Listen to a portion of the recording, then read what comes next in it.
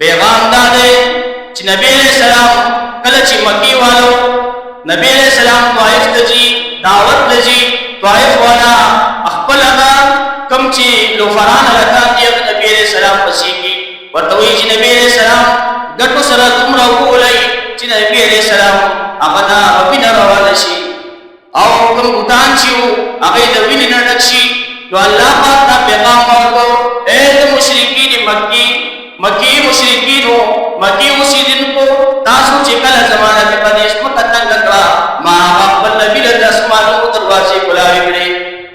تاسو زمانہ بیا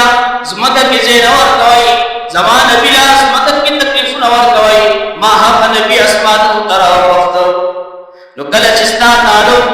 هغه الله سره وي الله سره مضبوط وي نو الله واستا په هر مقام باندې استا مدد کوي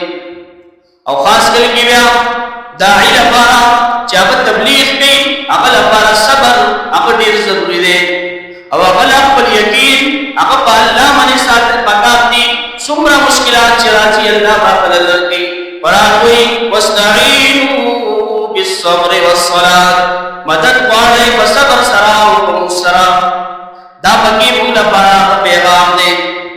بل پیغام دا دی چې نبی علیہ السلام هغه سی بیت المقدس کې د انبیاء او امامت کوي نو موږ ته هغه زموږ فرض چې کوم نه نشوي دی هغه دوباره یادې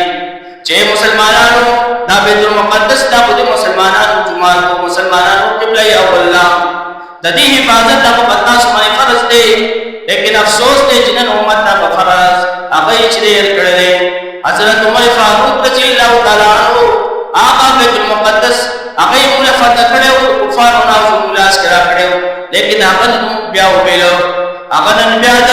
اسرائیل بلاس کړي چې ابو بکر هر قسم بي عزت کوي او د حرمت کوي نو دا د مسلمانانو لپاره کې پیغام مسلمان